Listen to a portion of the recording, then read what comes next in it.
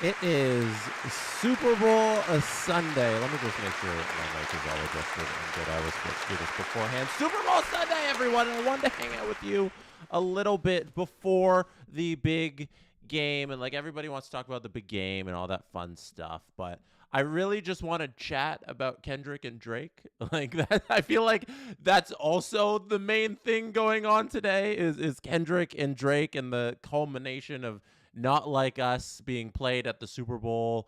And do we move past the beef at this point? Because the way Drake has handled this whole thing, it doesn't feel like he will ever get past the beef. And it's so unlike Drake the way this whole thing was handled. You know, you get the verse that Kendrick has on Like That on Metro Boomin's track there, and that kind of sparks the whole battle off after Drake and J. Cole had first person shooter and they say we're the big three and Kendrick's like, no, I'm big me, there's no big three. And then Drake responds. And Drake responding to somebody dissing him, it's so unlike Drake because in every instance we've always looked at him as the bigger artist. So no matter what, when he's responding, he's always boosting the profile of the person who dissed him. But this is a little different this time going in because he thinks of himself as on Drake's level. And I think this past year has proven that he's definitely on that level and surpassed him in many different ways. But still, in terms of the mainstream audience that Kendrick can garner, Drake helped him in every single way by engaging in this battle. The reason that Kendrick is here today performing at the Super Bowl halftime show in New Orleans is because of Drake. Because Drake gave him the attention, and that attention led to him seizing the moment and coming out with Not Like Us and everything that happened in the beef. But Drake was still punching down in a way in terms of mainstream popularity to give Kendrick the profile, and like all credit to Kendrick on what he did, but I'm still shocked at the way Drake's career has turned, where he always used to be the guy who pulled out the right move at the right time. He used to be the one to know how to move internet culture so that it works to where he wants it to go, to where the audience is always on his side. So he has the public perception behind him. And time after time after time in this battle, I thought he would turn it around. I thought he would do the smart Drake thing where he gets everybody on his side again from engaging in it initially. You know, your first wrong move is releasing push-ups in response to Kendrick's Like That verse. You know, you lose the battle right there by engaging in it. But after that, Drake wanted to keep it a rapidy rap battle, and you're Drake. You should have gone for the mainstream single battle way, and that's what Kendrick did. And he pulled the move that Drake should have pulled. And it'll never not surprise me that we're at this point where Kendrick won and he's the one who gained the mainstream profile. And it makes you think about how many people behind the scenes and in the industry and everything have been rooting for Drake to fail for years, and we're happy to see him fail, and we're rooting against his success because of how successful he was for so long. You know, it's rare to have that sort of run in a in popular music. Like, artists don't stay at that stature for a long time. Also, shout out Koki in the chat who says Kendrick played chess to Drake's checkers. That's it. Like, he was one step ahead the whole time. And the simplest move was dropping the club banger. And I don't know how Drake didn't do that. How are there not people around him that are like, make a dance hall song that's a diss to Kendrick. Make just something that you can play in the club. Just your poppy of pop songs that you do all the time, Drake. Make one. Get the people on your side. Make them play this song because it's just a good song. And time after time, he just went for the extended rap battle song, and it like it was good. Like I feel like a lot of people discredit the songs that Drake dropped because of how everybody responded to Kendrick's songs. Like Drake still had really good songs in the battle, but none of them pale into comparison. A song that goes mainstream and ends up winning 5 Grammys, like it's not even that rap songs rarely win Song of the Year or Record of the Year. It's that this one did it and was also a diss song. You know, it wasn't like a pop rap hit in the sense of the traditional sense. You know, it was a diss song in a battle, and it went on to win all of those Grammys. Is unbelievable, and I'm just shocked still to this day that that was not Drake's move in this whole thing. Shout out Salman in the chat who says the video of everyone at the Grammys singing A minor in unison was a statement. It was. I don't know if you guys watched the Grammys. Was it last weekend? Last Sunday. It was a really good Grammys. I was surprised by the direction of the whole show, in that like I was like, oh, like I enjoy these artists. I'm not really upset at a lot of the awards. I thought it was cool that Beyonce got Album of the Year after so many tries. I feel like Beyonce's Album of the Year win is the most Revenant. Leonardo DiCaprio gets his Oscar for the Revenant award ever, for the fact that Beyonce gets her Album of the Year award for Cowboy Carter, when that's probably, like, if we're talking about in her discography, third. Like it's definitely behind. It's probably fourth. Even it's probably goes Beyonce self-titled, then Renaissance, then Lemonade, and then Cowboy Carter. Like it's probably her fourth best album, I would say, in her discography right now, and that's the one she wins Album of the Year for. But it's a Lifetime Achievement Award, is what I felt when she won that on Sunday. But deserved Lifetime Achievement Award. Euphoria. Koki says Euphoria, followed by 616 in LA, followed by Meet the Grams, followed by Not Like Us. Unreal run by Kendrick in the beef there. Here is, are we taking the over on number of penalties against the Eagles? That's Snail Smoke. Number of penalties. What is the over under set at? I would have to know the over under to pick an over under there for the for the penalties taken. What if, in the chat says, Grammys mean nothing now in terms of quality of work? I think that's held true for like a long time with the Grammys. It's hard to judge art in terms of a sport. You know, it's not where there's a scoreboard and, oh, you made this hook and it was this many points good. You know, that's not how music works. You look at how many album of the year wins like Taylor Swift has, and some of the big upsets in Grammy history, and nobody, like, you know, you look back on the music and you're like, okay, like I don't agree, you know, but you can't put too much stock in what the Grammys say is the best, because it's a very political award. Music tastes are so subjective. It's not.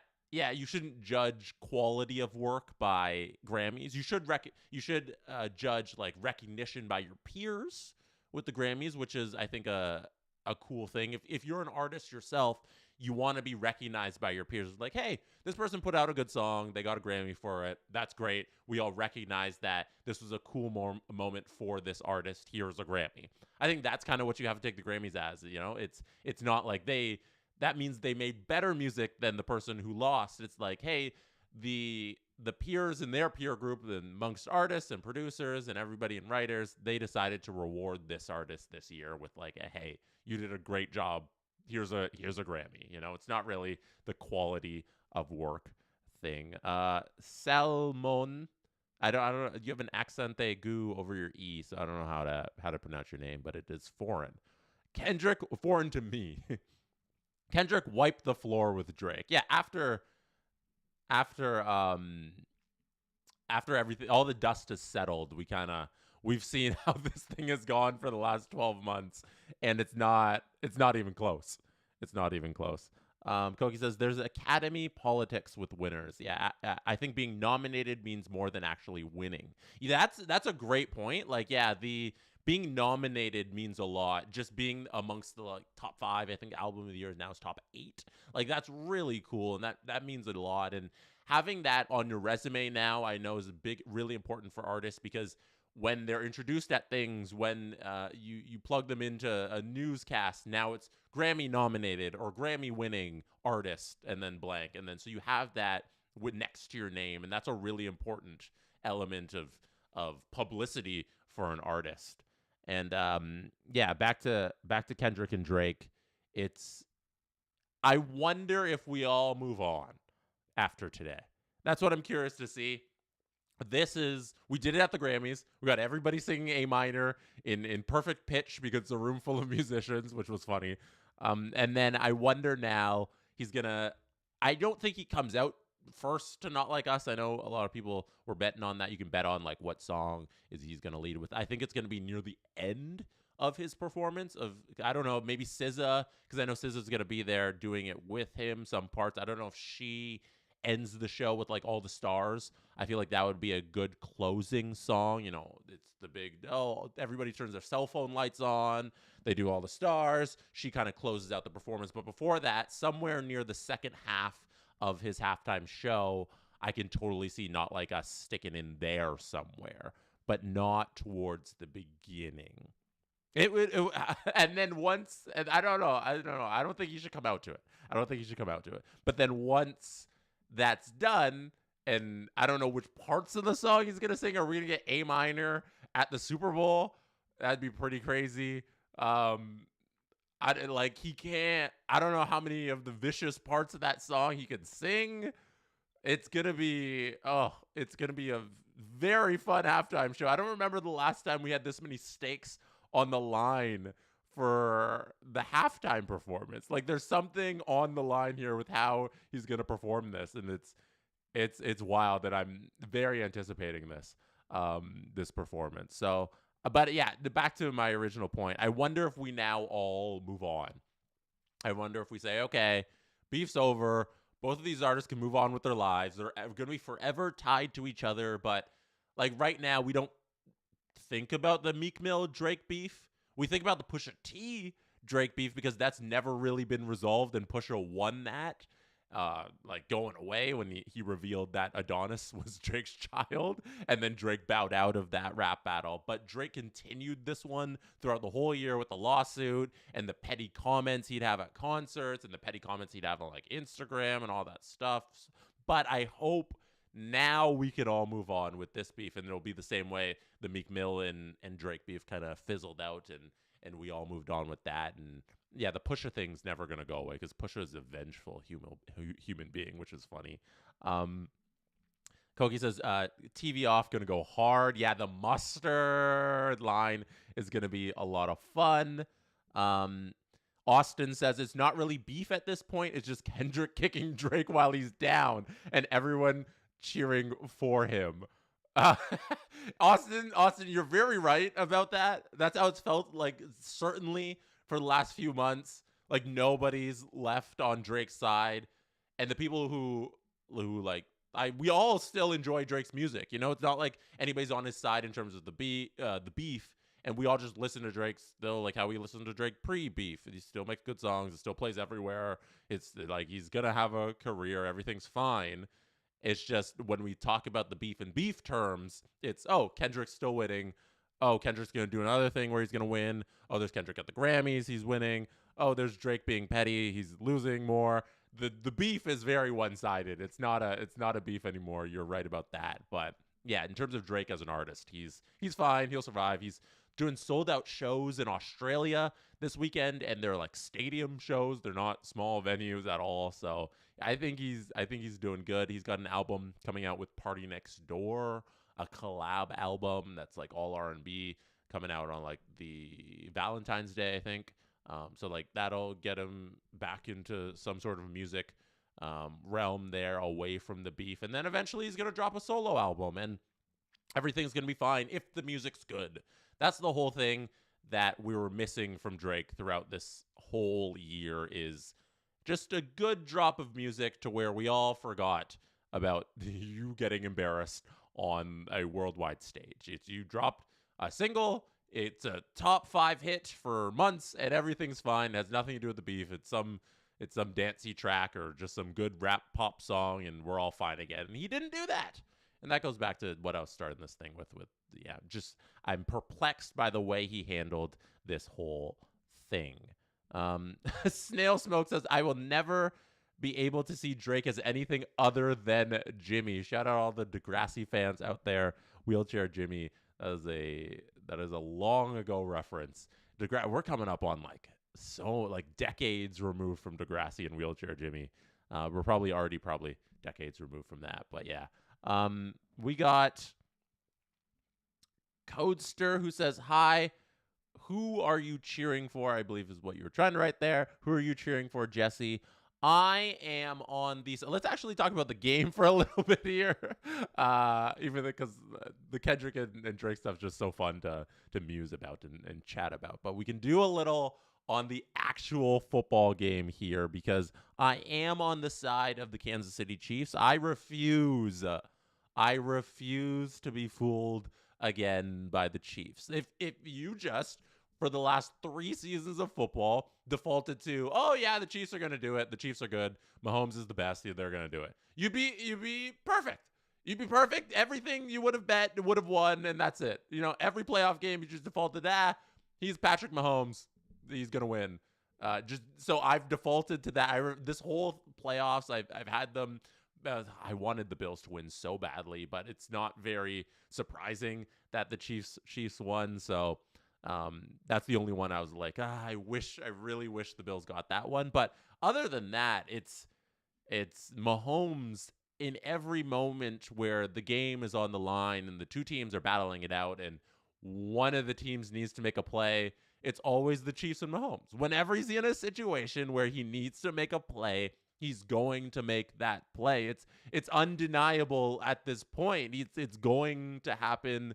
It has never not happened these last 3 seasons. So I think it is a tad too optimistic to believe that the Eagles are the team that's going to get it done. And with that being said, they got Saquon. Saquon could go off, but who knows how Hurts is going to perform in this moment. I know a lot of people don't think the highest of Jalen Hurts, but he has been good. He got them to this team and this moment, and the defense has been good. It's been good throughout these playoffs. Like the win against Washington, I was like, okay, Washington, they're probably playing way above their heads.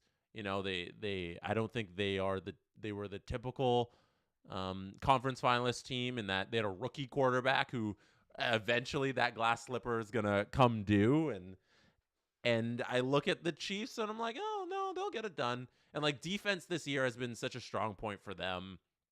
Even if the Eagles offense is able to get going, I feel like in the big moments that defense is gonna stop them when they need to, and the offense, like I said, Patrick Mahomes is gonna get enough points to win. So I'm on the side of the Chiefs. Let me know who you are on, which side you are on in the chat, and I will read some of those out. DT Ty says, fly, Eagles, fly. Yes, so there's a lot of Philadelphia fans out there who are probably not happy with me picking the Chiefs, but I refuse to be fooled by Patrick Mahomes again. Johnson177 says, Jesse, fave Kendrick song. That's such a hard question. It depends on what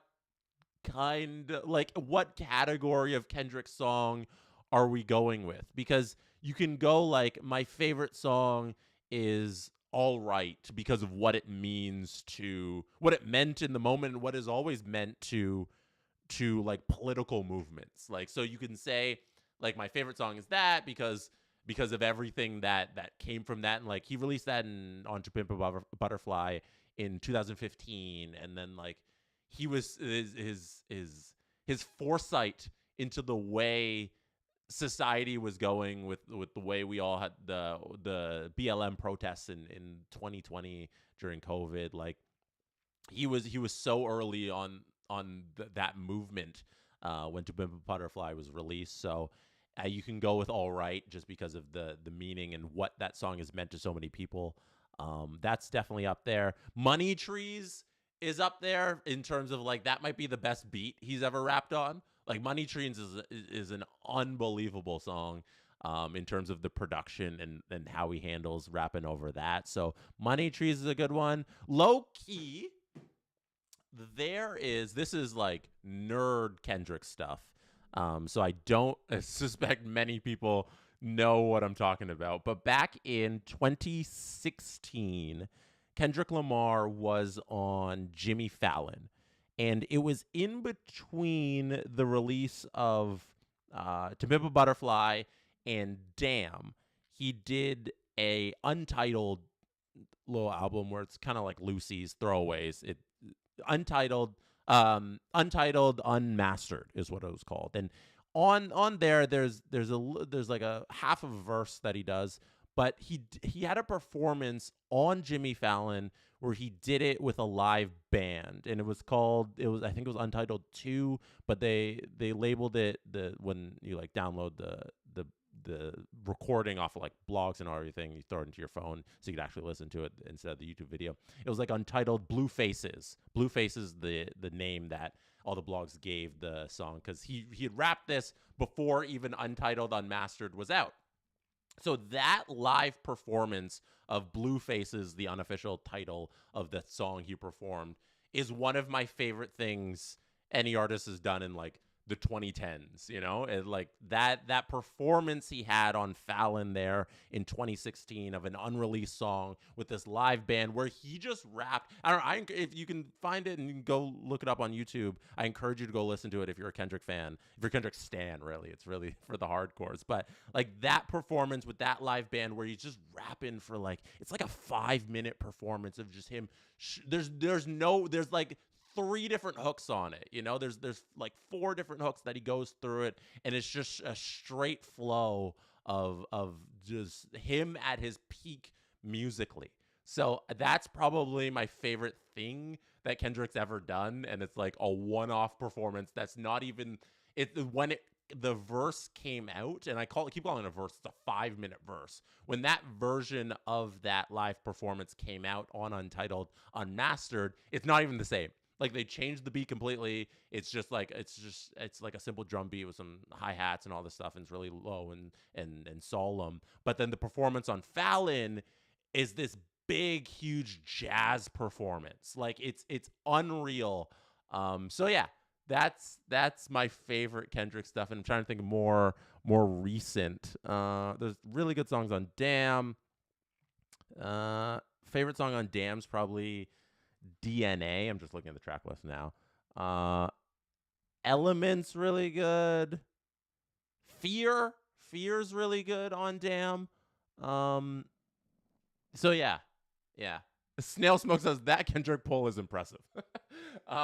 Yeah. So I don't know if that made sense to me talking through all the Kendrick stuff, but yeah, it's gonna be fun to see him perform at the halftime show. Amongst the recent Super Bowl halftime performances, let me pull that up and let's talk about some of the recent ones. The Weeknd one in the COVID bubble was so good. Halftime performances. Let's see. Wikipedia. List of halftime shows. Okay. Let me see if I can do this. I can pull this up for you guys so everybody can follow along. Okay, hey. Here we go. So list of halftime performances. I've watched I'm not on the screen there. There we go. I've watched the Michael Jackson one that he did way back when at like the Rose Bowl. That was a really good one. That was in the 80s. The Prince one, that's one of the all-time ones. The Prince halftime performance. I know a lot of people got that up on their list of best performances. I'm just scrolling the Wikipedia page here. 1990s. Okay, performer. The 1990 Super Bowl. No, don't care. New Kids on the Block did the 1991 Super Bowl. Is that true? Okay, the Michael Jackson Super Bowl, the one at the Rose Bowl that I'm talking about, is 1993 Super Bowl. That was, he did Jam, Billie Jean, Black or White, We Are the World, and Heal the World. Yeah, if you got the time to go watch that on YouTube, it's available. You can just watch the whole performance. Let me see who else is good. Gloria Estefan, Stevie Wonder, Big Bad Voodoo Daddy, and Savion Glover in the 1999 Super Bowl. I don't remember that at all. Christina Aguilera performed with Phil Collins, Enrique Iglesias, Tony Braxton at the 2000 Super Bowl in the Georgia Dome. Britney Spears, or no, this is the performance. Aerosmith and NSYNC performed the 2001 Super Bowl. U2 did 2002. Shania Twain and No Doubt did 2003. Janet Jackson is the 2004 Super Bowl with Nipplegate and JT. That was a thing. Paul McCartney, 2005. Rolling Stones, 2006. Prince, 2007. That one's an unbelievable performance. Go watch that one. He just ran through like every Prince song you want to hear. We Will Rock You. Well, not Prince song, but still. Let's Go Crazy. Baby, I'm a Star. Proud Mary, 1999. All Along the Watchtower. Best of You, and Purple Rain to close it out. Go watch the end of it with Purple Rain there. Alan would say Bruce Springsteen. Greatest Super Bowl halftime performance ever. Alan Walsh, a huge Bruce Springsteen fan. We got The Who did 2020. Black Eyed Peas did 2011. I remember that one. It was actually decent. For a Black Eyed Peas performance, it was like decent. I didn't mind it.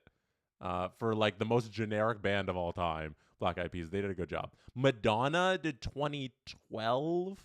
Destiny's Child, Beyonce did 2013. Bruno Mars, 2014. Katy Perry, 2015. I forgot Katy Perry did the halftime show. Harjavan says, what's your line on Swiftie camera appearances? I would take, if it's 3.5, I'd take under. I think it's going to be, no, is Kelsey? I'm going to say 3 or 4. So depending on where you have the line, I'd probably say 3 or 4. If it's 4.5, take the under. If it's 3.5, I'm conflicted. If it's 2.5, take the over. So there you go. Coldplay did it in 2016. Lady Gaga is on my screen right now. She's performing on, looks like the street in New Orleans for, I think, all the firefighters or something. I can't hear the audio, so I don't know what she's performing for, but it looks like it's a tribute to the firefighters in LA or in New Orleans. Yeah, it looks like firefighters in LA, so that's great. She's performing on a piano right now. We're about half an hour to kick off. Lady Gaga, just talking about her 2017, the halftime performance. JT, they brought him back 2018. He did the show. Then we had 2019. We had Maroon 5, and they brought out Travis Scott and Big Boy. 2020's headliner, Shakira and Jennifer Lopez. That was a good one. I remember thinking they did a really decent job.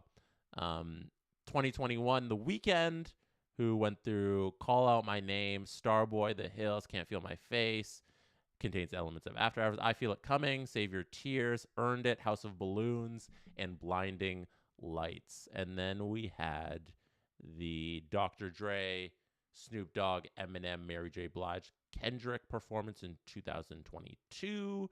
And then last year we had Rihanna, 2 years ago we had Rihanna, and then we had Usher last year. And then this year we got Kendrick featuring SZA, and who knows who else he's going to bring out. There's a lot of good performance. I feel like a lot of people are really judgy about Super Bowl halftime performances, but like generally they've been pretty good throughout the 2020s. Like I don't remember any of them that have really flopped. It's such a big stage that it's hard to flop on the Super Bowl stage, you know? Like they're going to be decent. They're going to be, at least there's a floor there where it's going to be entertaining. Whether you like the songs or not is debatable. Like that's personal preference, but I feel like the NFL's done a great job with putting on decent halftime performances. I got some news here from the hockey world about Quinn Hughes is out of the Four Nations due to undisclosed injury. Vancouver Canucks star Quinn Hughes won't play in the Four Nations for Team USA due to an undisclosed injury, the team announced on Sunday. Ottawa Senators defenseman Jake Sanderson will replace Hughes. Sanderson in for Hughes. I still think Team USA is going to win the Four Nations just because Canada has no goaltending, no decent goaltending that they're bringing to the Four Nations. So yeah, I'm leaning towards America winning that without Quinn Hughes is what I'll say, and we'll be live streaming that as well on the SDPN YouTube channel if you care to watch those live games with us. I'll be doing one on Thursday. Steve's doing one on Wednesday. And then I think Adam will do the next one on the Friday and the Saturday, because Canada has quite a few days off between their first game and the next game, if I remember correctly. So Steve's going to do all the Canada games, and then Adam and I are going to split the other games. So if you want to watch along with that, we'll be streaming all of the games on the SDPN YouTube channel. Let me know who you think is going to win this game in the chat. Let me know if you're excited for Kendrick. Let me know what you think about the beef. I'm watching here. They're wrapping up the performance of Lady Gaga on the street, doing her fire tribute, LA Fire tribute, firefighter tribute, sorry. Dave says, any word on if Sid is going still or not? Apparently, Team Canada might be happy with letting Sid come to the tournament, stay on the roster, sit out the first game as like a healthy scratch, and then see how he is after that going into games 2 and 3. So I think even if Sid is injured, still come next 2 days, they could still have him there. And then if he gets healthy enough to use him, they're going to use him, but they'll just have a roster spot there for him, and he'll be scratched because he is injured. But if he gets healthy by the time before the tournament ends, they'll use him in that way. So that's kind of the word on Sid. Now, that's not official yet. They still have a little bit of time here to make a decision. The rosters are due tomorrow at 5 p.m. So actually they only have 23 hours to make a decision based on when we're talking right here.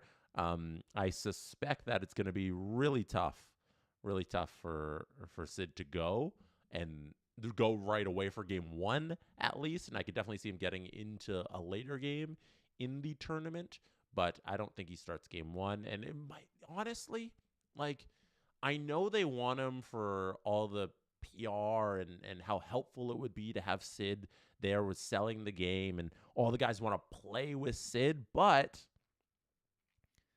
having Mark Scheifele on this roster is not an insignificant addition. If Sidney Crosby can't go and you're able to add Mark Scheifele, a healthy Mark Scheifele might be better than a 30 or a 50% Sidney Crosby right now at this point.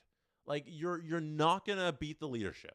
You're not going to beat the leadership qualities that Sidney Crosby brings to the table. You're not going to beat the aura of Crosby and who he is and everything he stands for and what the knowledge he brings to the game. You're not going to beat that by adding Mark Scheifele. But in terms of one guy is injured and the other isn't injured, you might just be better off if you're Canada adding Mark Scheifele. So that's kind of how I'm looking at. But they have some time. They have a day to decide. We'll see what they do. Issa in the chat says, "Go Birds." A lot of Eagles fans in the chat. It seems like the entire world is on the Eagles because nobody wants to see Patrick Mahomes get it done again. They're the big bad monster animal. Nobody wants to see the Chiefs go 3 in a row, even though that's why we watch sports. We watch sports for the greatness. I'm sure nobody in the 90s was disappointed that Michael Jordan won all those titles, and they're like, I wish I didn't witness the Jordan Bulls. I assume there's a lot of people who rooted against them because they're the big bad team that kept winning every year. But at the end of the day, you look back on history, that's what we talk about for sports. And throughout the entire 2000s, what do we talk about? We talk about the New England Patriots and Tom Brady, who's going to call this game here today. We talk about Tom Brady and the dynasty of the Patriots. And you go to hockey and you talk about the domination of Wayne Gretzky as an individual player. We still talk about Gretz, like consistently every day. And we're watching Ovi pass him and the greatness of Alexander Ovechkin. We're just having this Sidney Crosby conversation because of how great Sidney Crosby is. We watch sports for the players like Crosby and Mahomes. Should we not all be happy that the Chiefs are doing what they're doing? Should we not be rooting for greatness? I don't know. I think a lot of people don't want to see greatness because they're upset at it. The Golden State Warriors, throw them in that bucket as well. They took away a couple titles from LeBron because LeBron had to exist in an era where the Golden State Warriors existed, which is so tough. And even like LeBron himself, like, bring him up, there's greatness, So these are like the quick references you have in sports is to the greatest athletes, to the greatest teams. Those are the things that are top of mind whenever you talk about these games and these teams. So I'm not a Chiefs hater. That's where I land on these things. I'm not a Chiefs hater in that respect. I root for teams against them sometimes because, like, I'd rather see Josh Allen get things done. I'd rather see the Bills fans this season. I would have rather seen Bills fans be happy this year than see Mahomes get another one, because I feel like Bills fans and Josh Allen himself deserve one this year. Well, they didn't deserve it because they didn't win, but I was rooting for them to get it done in the conference championship game. But in terms of watching greatness, I can't be mad at that. And that's my only point with that, with rooting for the Chiefs today. Issa, I respect that. Issa writes in the chat, greatness, yes, but for the birds. That's good. Mo Bailey writes, I'd root for greatness, not the refs. The refs thing is interesting. I don't think there's a bias towards the Chiefs in terms of reffing, but I don't think it can be dismissed that the refs are human beings, and that, let's say the game is in Kansas City, there's a fumble on the field or something like that, or there's a pass interference is the best one. There's a call in the end zone. It's the fourth quarter. There's 2 minutes left. It looks like there's pass interference, but it could also not be called. If that's a play that you call it, it goes for the Chiefs, or you call it and it goes against the Chiefs, and the game's in Kansas City.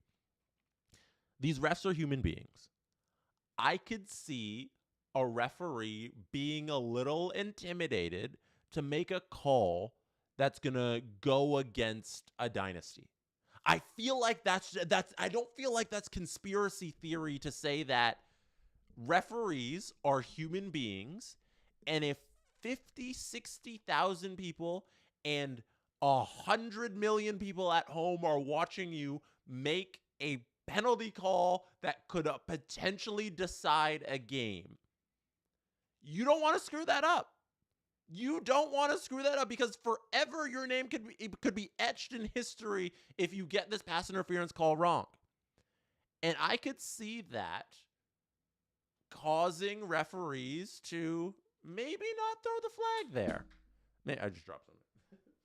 Maybe not throw the flag there. Maybe they want to hold back and let the players decide it, Maybe they want to just let it be decided on the field and not be decided by this penalty call.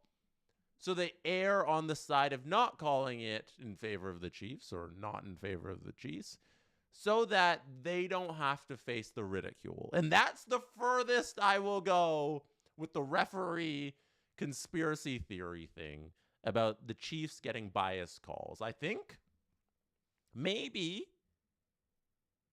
refs are humans. That's where I'll land on that one. This is from Harjavan. This is why each sport has a general baseline of having to be X amount of point better than the home team. Snail Smoke says ref bias for the Chiefs is usually making calls in the Chiefs' favor. That yeah, you know, maybe they're intimidated and they don't want to make that call against the Chiefs, so they usually err on the side of the Chiefs. I don't know. It's very interesting because a lot of people have done some actual numbers on this instead of just like speculating on kind of what they see. Some people have done some actual numbers on this, and they've shown that important calls often it's like 50-50. It's even. Like referees throughout the years haven't favored the Chiefs in any way, but I'd love to look at the numbers of the penalties called in circumstances, the ones that seem to be game deciding. Where do those land? So I think that would be an interesting thing to see. Yeah, yeah. I think it's an interesting conversation. We only got about 5 minutes left here. I'm going to leave you guys in about 5 minutes before we get to the 10-minute till kickoff buzzer. We're almost there. Super Bowl Sunday. Let me know what you're eating today. Let me know what you got at your Super Bowl, what you got at your place for your Super Bowl hangout, your Super Bowl watch party. Let me know what you're eating. I am going to be eating nachos if you're from Toronto, there's a place called Sneaky D's. And I ordered Sneaky D's nachos, and I'm going to enjoy them with the game. It took a long time for the delivery driver to drop them off, and they're sitting in the kitchen right now, and I'm going to eat them as soon as I'm off this live with all of you. And I'm afraid because the chips might be soggy. It took the driver a long time to get here. They made the order quite a little bit ago, and then now after the stream, and the nachos are sitting there. So I don't know what the bar is for how long. I don't know what the timeline is for how long you can leave nachos to sit and they don't get soggy, but we are chancing it today, and we're leaving the nachos until we're done here, and then we will eat them and see if they are soggy or not. We have here in the chat Panda Express from Big Scoff 47. Panda Express is really good. I've only had it once, I want to say, because they don't have Panda Express in Canada, right? They only have it in the States. They have Panda Express in Canada. I feel like I had it one time in America, and I really liked it. Panda Express in Canada. Quick Google. Oh yeah, they have a Panda Express here. Maybe I did have it here then. Oh, they have Panda Express locations in Canada. It looks like they have 3 in the GTA. Oh, they only have 2 in the GTA, and then they have a couple out west in Alberta. So not many Panda Expresses, but they do have them here. Maybe I had them here or in the States. I can't remember, but I feel like I've had Panda Express once, and I enjoyed it. So good choice. Next up, we have chili from Snail Smoke. Chili's always a great default. You don't know what to have on Super Bowl Sunday, you make chili. That's the classic. John Hamm is doing the entrance for the Chiefs. I didn't know John Hamm was a big Chiefs guy. I know Paul Rudd is like the #1 Chiefs fan on planet Earth, but I had no idea John Hamm was a Chiefs guy. That's interesting. So the players are coming out of the tunnel right now. There's Patrick Mahomes leading the way, followed by Travis Kelce, Mr. Taylor Swift.